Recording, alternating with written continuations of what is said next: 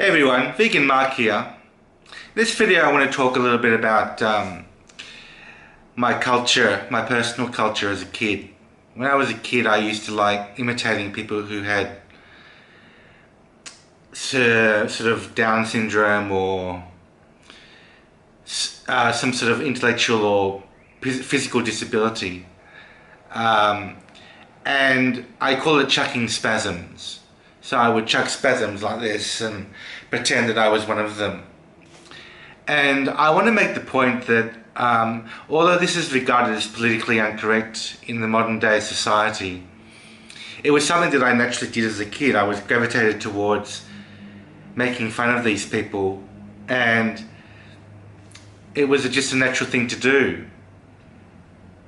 So the point that I want to make is that, okay, is it really immoral to imitate people when you're getting, physical exertion out of imitating them? And this is a particular kind of dance, and it creates a particular kind of culture.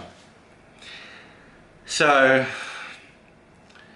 I was actually one of the most original dancers in the world at one stage, because I modelled my obstreperous spasm dances on these people who were what I called mentally retarded, or they were otherwise had cerebral palsy, or were called spastics. They're not called spastics anymore because I think that term has been thrown about a lot and used derogatorily, so people don't call them spastics anymore, but they were used to be called that when I was a kid. My father at some stage of my childhood told me that it was bad to make fun of these people. But he probably didn't understand, well, he definitely didn't understand fully why I did what I did. It was a natural inclination of mine, like a childhood inclination, to imitate these people and to chuck spasms and to throw my arms about and just be a wild person in general.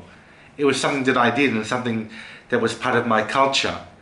So to get rid of that part of my culture, that part of me, is to kind of get rid of part of me and not to empathize with that part of me.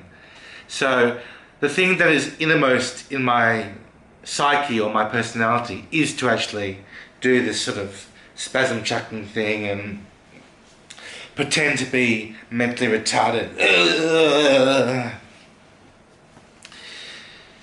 People who make fun of people with particular diseases are not necessarily evil or malicious, or even naive.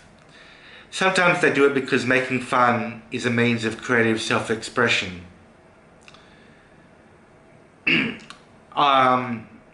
To draw a parallel with people making fun of me, I don't really care if people make fun of me. They might make fun of the fact that I'm fat, for example, or the fact that I have a big head, or my head is shaped like a cube or something. That sort of stuff doesn't really bother me, and so for that reason I don't regard myself as a hypocrite when it comes to making fun of other people who I find quite funny.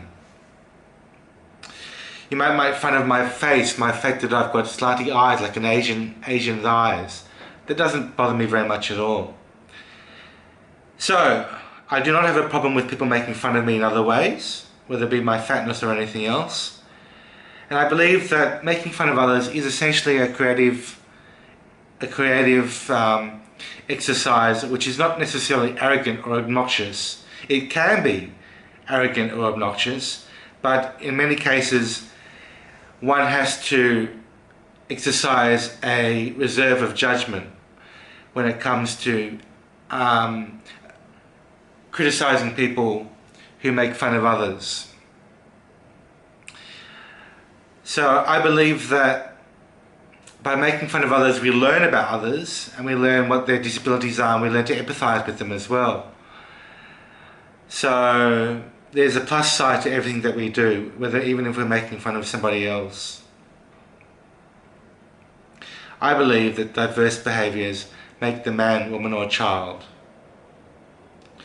So for your entertainment's pleasure, I am now going to chuck a spasm.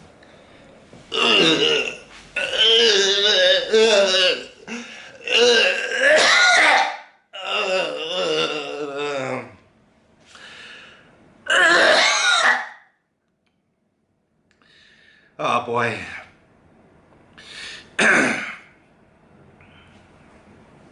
I have a condition called gastro and esophagolitis or something, reflux or something.